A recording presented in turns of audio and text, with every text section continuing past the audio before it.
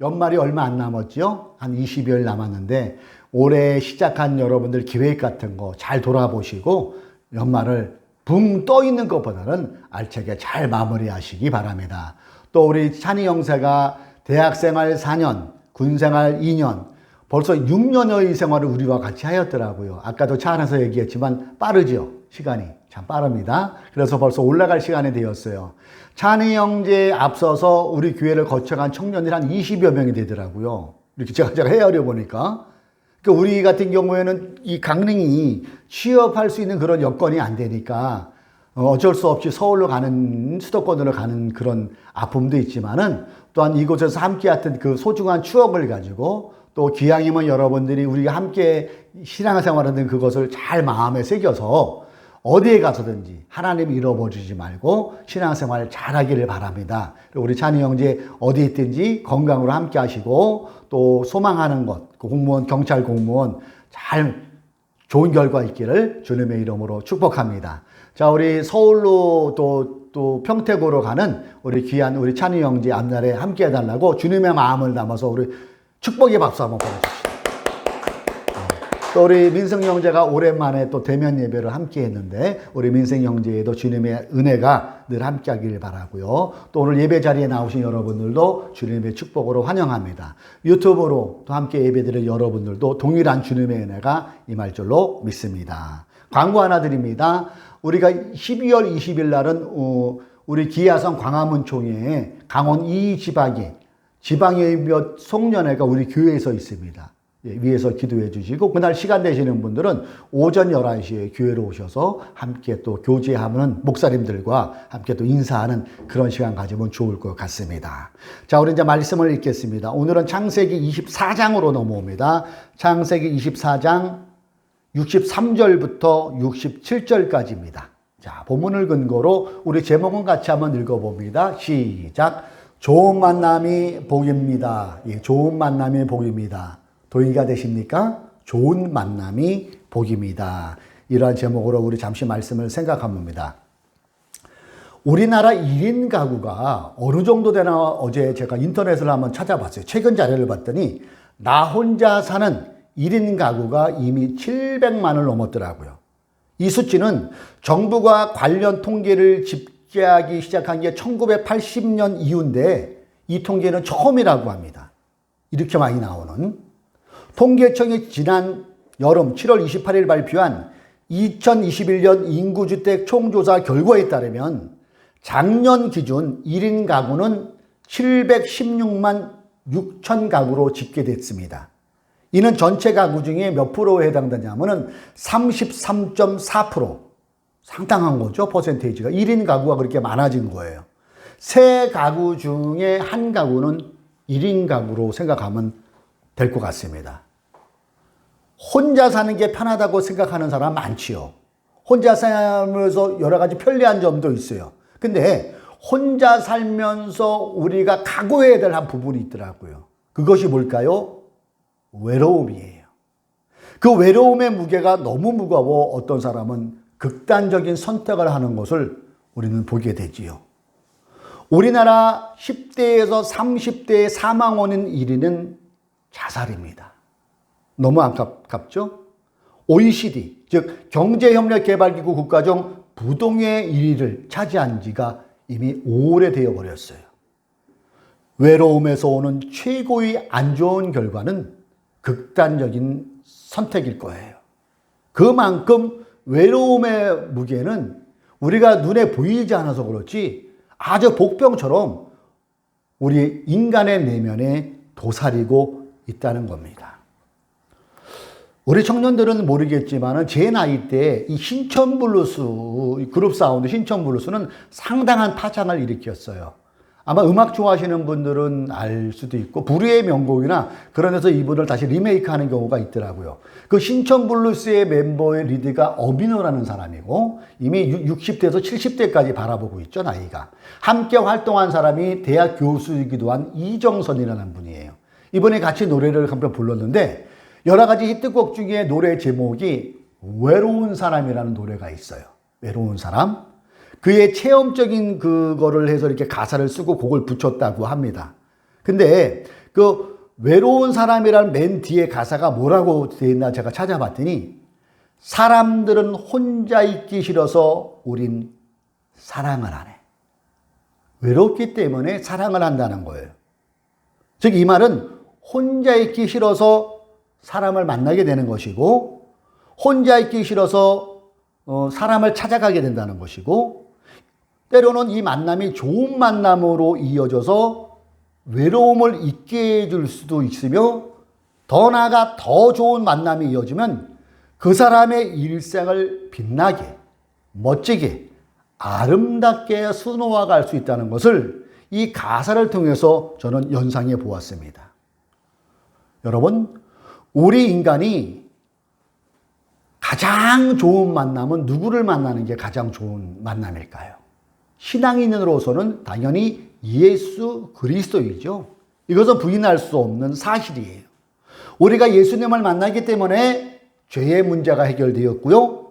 우리가 그분을 만났기 때문에 예수님을 영접함으로 천국 시민이 될 수 있었으며 오늘도 우리는 그분과 함께 이 이생이라는 삶을 살아가고 있다는 자체가 참 감사한 만남이라는 것입니다.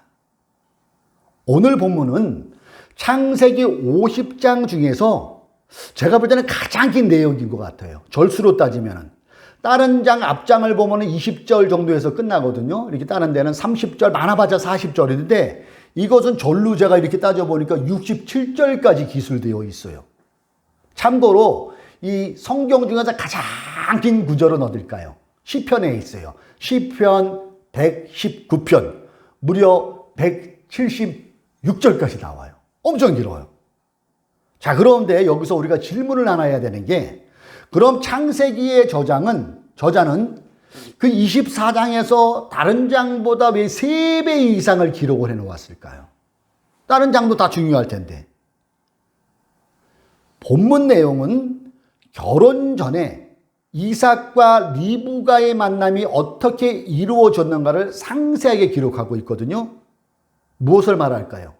저자는 만남에 대해 기록하고 싶었다는 것이며 그 만남이 정말 중요하다는 것을 강조하고 싶기 때문에 그 절이 길어졌다고 저는 생각을 해보았어요. 아브라함의 아들은 이삭입니다. 그 이삭은 늦게 낳지요. 어머니가 90세, 아브라함이 약 100세 때 낳은 아들이니까 눈에 넣어도 아프지 않을 애지중지하게 이삭을 키웠다는 것은 우리는 상식적으로 생각해 볼 수가 있어요. 이 이삭 또한 얼마나 어머니를 따랐겠어요. 예. 그런 세월을 37년 동안 살았는데 어머니가 돌아가 버리세요. 자신을 의지했던, 자신이 정말로 사랑했던 어머니가 어떤 날 갑자기 사라져 보니까 그 공허한 마음 속에 이삭은 외로움이 찾아 들어왔을 것입니다. 어머니 사라가 죽은 지 3년이 지났지만은 그 어머니를 의지했던 그 공허함, 그 외로움을 무엇으로도 달랠 수가 없었어요.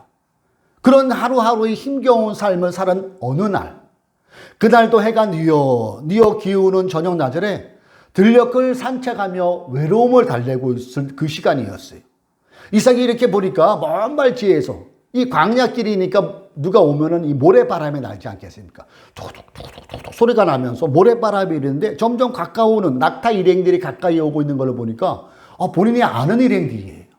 엘리에셀이라는 아브라함의 신복처럼 데리고 있던 피부질처럼 아꼈던 하인 엘리에셀 일행이 본인에게 이렇게 다가오고 있는 거예요.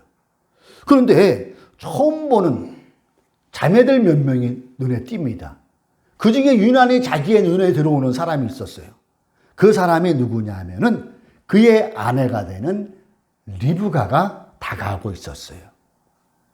아브라함의 종 엘리에셀이 이 과정, 이러이러해서 제가 그곳까지 가서 이삭 당신의 아내감을 제가 구해왔습니다. 그 자세한 설명을 듣게 돼요.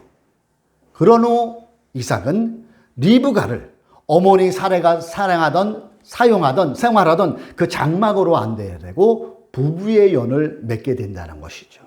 이 장면을 본문 67절은 이렇게 기록하고 있어요. 이삭은 리브가를 어머니 사라의 장막으로 데리고 들어가서 그를 아내로 맞아들였다. 이렇게 해서 리브가는 이삭의 아내가 되었으며 이삭은 그를 사랑하였다. 그 다음에 뭐라고 적혀 있습니까? 이삭은 어머니를 여의고 나서 위로를 받았다. 어머니가 돌아가고 나셨던 그 3년의 그 외로움 그 생활 속에 이삭은 리브가를 만났고 그 만남을 통하여서 이삭은 위로를 받을 수 있었다는 것을 우리는 본문을 통해 생각해 봅니다. 사랑하는 어머니를 잃은 슬픔, 혼자라는 외로움을 안고 살았던 이삭은 리브가를 만남으로 위로를 얻게 되었다. 그렇죠? 그렇습니다, 여러분. 이처럼 좋은 만남은 위로를 동반할 수 있다는 거예요. 위로뿐일까요? 그 인생에 빛나게도 할 수 있는 것이 좋은 만남이라는 거예요. 이삭은 사랑하는 어머니를 여인 슬픔 속에서 리브가를 만나 위로를 받았다. 이처럼 오늘 우리가 함께 예배드리는 우리 하늘 푸른 교회 모든 성도님들 또한 하나님이 이끄시는 만남의 축복을 받으시기를 주님의 이름으로 축원합니다. 만남의 복은 정말 좋은 거예요. 이렇게 좋은 만남은 이삭이 리브가를 만나 위로를 얻은 것처럼 위로를 얻을 수가 있고요. 우리가 인생을 살아가면서 행복해질 수 있는 동력을 얻을 수 있는 게 좋은 만남이라는 것이에요. 이제 우리 찬희 형제가 평택이나 서울로 가게 되지요. 바라기는 오늘 이삭이 리브가를 만난 것처럼 배우자뿐만이 아니라 아니면 직장 상사 아니면 친구 새롭게 만나갈 친구 사회생활에서 만나게 되는 그런 모든 과정 속에서 그런 하나님의 이끄심을 받아 좋은 만남이 이어지기를 또 주님의 이름으로 축복합니다. 예. 자, 화면을 한번 보세요. 정채복이라는 사람인데 아동 작가죠, 동화. 여러분 애니메이션 봤나요? 오셈이라는 애니메이션이 옛날에 있었어요. 한 20년 전에. 그거를 쓴 분이고, 이분이 쓴 주옥 같은 아동 동화가 성인 동화, 그런 게 굉장히 많이 있어요. 근데 이 정채봉 작가가 에세이에 처음으로 돌아가는 자신의 글에서 만남이라는 것을 쓴 적이 있는데, 이분은 만남을 5가지로 분류하고 있더라고요. 생선 같은 만남, 꽃송이와 같은 만남, 건전지와 같은 만남, 지우개와 같은 만남, 그리고 손수건 같은 만남이 있다고 이분은 만남을 정의하고 있더라고요. 그 중에서 가장 나쁜 것으로 꼽은 게 무엇이냐면은 생선과 같은 만남이에요. 생선. 우리가 갓 잡아 올린 화로를 먹을 때는 좋아요. 그러나 그 하루나 이틀 되면은 부패가 돼서 냄새가 바라는 것처럼 어떤 사람은 만나면 만날수록 구린내가 나고 악취가 나고 비린내가 나고 상절 못할, 가면 갈수록 그 사람의 가치가 뭐 저런 사람이 다 있어? 이런 만남을 여러분 체험한 적 없습니까? 만났다 하면 욕부터 하는 사람, 만났다 하면 자기보다 아래로만 함부로 말하는 사람, 가까이에서는 안 될 사람이라고 생각할 수도 있을 것 같습니다. 만날수록 사기만 치는 사람, 이용만 해먹으려고 하는 사람, 생선과 같은 만남일 거예요. 또 조심할 만남을 그는 어떻게 표현하냐면은 꽃송이와 같은 만남이라고 표현했더라고요. 꽃송이와 같은 만남. 꽃이 활짝 피고 향기가 바랄 때는 모두의 관심을 갖고 사람들이 모여들지만 시들면은 떠나가는 만남. 가장 비천한 만남은 어떤 만남이냐면은 건전지와 같은 만남에 있어요. 건전지. 힘이 있고 좋을 때는 갖고 옆에 있지만은 힘이 다해 아무 쓸모가 없을 때는 버려지는 인생. 버려지는 만남. 결코 좋은 만남은 아닐 것입니다. 그리고 가장 아깝고 아쉬운 만남을 정채봉 작가는 지우개와 같은 만남이라고 했더라고요. 지우개. 근데 이 지우개와 같은 만남이 우리의 일상에서 진짜 다반사로 일어나고 있지 않습니까? 여러분, 오늘 우리가 예배 오기 전에 어제 여러분들 누구를 만났습니까? 스쳐 지나가는 그런 만남, 그리고 그냥 립싱크로 얘기하는 그런 만남, 돌아서면 잊어버리는 이런 만남, 지우개 같은 만남들이 참 우리 일상에서 많이 일어나고 있는 것 같아요. 정채봉 작가가 최고로 좋은 만남을 무엇으로 표현하냐면은 손수건 같은 만남. 손수건 같은 만남. 그 손수건 같은 만남이 왜 좋을까요? 슬플 때 상대방의 눈물을 닦아줄 수 있는 손수건, 애쓰고 힘들 때 흐르는 땀을 닦아줄 수 있는 손수건, 이런 손수건 같은 만남이야말로 참 아름다운 만남이고 추천할 만한 만남이라고 그는 글에 기록하고 있어요. 과연 이를 보면서 우리를 한번 돌이켜 보세요. 지금 나는 어떤 형태의 만남의 사람인가 한 번쯤 되돌아보았으면 하는 생각을 가져보는 이 시간 가지면 어떨까요? 좋은 만남을 통한 인생의 행복을 누리기 위해서는 누구를 만나느냐는 참 중요합니다. 이것은 특별히 우리 청년들에게는 더 중요하다고 여러분 생각되지 않으세요? 성경에도 보면은요, 좋은 만남의 내용이 있는 반면에 나쁜 만남으로 이어지는 내용이 상당수 많아요. 좋은 만남하면 딱 저는 떠오르는 게 모세와 여호수아의 그런 만남, 스승과 제자의 만남, 다윗과 요나단의 만남도 사람들이 부러워하는 만남, 친구 간의 만남, 또 엘리야와 엘리사의 만남, 그리고 바울과 디모데의 만남, 참 좋은 만남이지요. 반대로 만나서는 안 되는 나쁜 만남도 성경에는 나와요. 모세와 바로의 만남, 애굽왕 바로의 만남, 엘리야와 아합왕 이세벨의 만남, 안 좋은 만남이죠. 그리고 장인과 사위 관계임에도 안 좋은 만남이 사울과 다윗의 만남으로 성경은 기록하고 있습니다. 좋은 만남은 정채봉 작가의 표현대로 손수건 같은 만남으로 이어질 수 있어야 될 것입니다.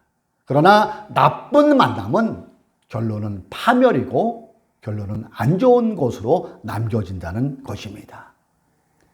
2022년 시작한 지가 진짜 바로 어제 같지 않습니까? 그런데 오늘이 11일이잖아요. 19일 정도, 20여일 남았습니다. 예. 여러분이 올 한 해 살면서 직장에서든지 이웃에든지 어딜 다면서 많은 사람을 스쳐 지나간 사람들이 너무너무도 많을 거예요. 기억도 못하는 그런 사람들도 많이 있었을 거예요. 우리가 본문을 통해서 그런 스쳐가는 사람들도 다 해서 우리는 어떤 만남의 연속이었나를 한번 생각해 보기를 소망합니다. 혹시 그 만남이 생선과 같은 만남 아니었습니까? 건전지 같은 만남 아니었습니까? 지우개처럼 잊혀지는 그런 만남 아니었습니까? 이제는 그런 만남보다는 우리는 예수 안에서 우리가 예수님을 만나서 그 은혜를 받아 누리는 것처럼 우리의 삶이 먼저 손수건 같은 만남의 대상이 되면 어떨까요? 내가 먼저. 사람은 다 유유상종이라고 하잖아요. 사기꾼에는 유난히 사기꾼들이 많이 모여요. 그것도 부인할 수 없는 사실인 것 같아요. 그런데 좋은 얘기하고 좋은 상담하는 사람들은 또 나중에 보면 그렇게 만나게 되더라고요. 바라기는 다가오는 새해에는 우리의 삶이 주님 안에서 손수건 같은 그런 만남에 많이 이어지기를 주님의 이름으로 축복합니다. 여러 가지 복이 있지만은 인생에 있어서 저는 이 두 가지, 그 중에 하나가 건강의 복인 것 같아요. 세월을 제가 이제 50 중반으로 접어드니까 정말 그래요. 체력이 하루가 다르게 소진된다는 것을 피부로 느낄 때, 위기감을 느낄 때가 있더라고요. 이와 더불어 살아가면서 제가 느낀 복이 하나 뭐냐면은 바로 만남의 복이에요. 그 만남의 복이 잘 되면은 그 삶이 펼쳐질 때도요, 아름답게 펼쳐지고요, 주변에 좋은 선한 영향력을 끼칠 수가 있는 게 바로 만남의 복이에요. 그래서 저는 아침마다 여러분을 기도할 때 꼭 잊혀지지 않는 그것이 만남의 복 닿게 해달라고 기도하고 있어요. 우리 오희석 집사에게 만남의 복, 우리 다른 형제들에게, 우리 집사님에게 만남의 복이 임하다고 기도하는 이유가 바로 여기에 있다는 것이죠. 그래서 좋은 배우자를 만나고, 좋은 직장 상사를 만나고, 좋은 직장 동료를 만나면은 그 삶이 풍요로워질 수 있어요. 그리고 다시 여러분에게 권면하기는 그 좋은 만남이 나부터 시작해야 된다는 거예요. 내가 먼저 손수건 같은 만남의 사람이 되어 보세요. 그러면 여러분들 우리 삶을 통해서 손수건 같은 사람들을 많이 만나는 그런 은혜 또한 다가오게 될 것입니다. 오늘 본문은 이삭과 리브가의 만남이에요. 이 속에서 우리는 무엇을 생각해 본다고요? 좋은 만남. 좋은 만남이 복이라는 거예요. 올 2022년도 여러분 살아오시느라고 고생 많으셨습니다. 이제는 올해는 다 가서 어쩔 수 없다 손 치더라도 내년에는 이런 손수건 같은 만남, 그리고 좋은 만남이 이어지므로 주님 안에서 풍요를 누리고 여러분의 그 한 번뿐인 인생이 더욱더 빛을 발하는, 그러므로 하나님께 영광 돌리는 그런 만남의 복을 많이 누리시는 우리 하늘뜻 푸른 교회 모든 성도님들 되시기를 주님의 이름으로 축원합니다.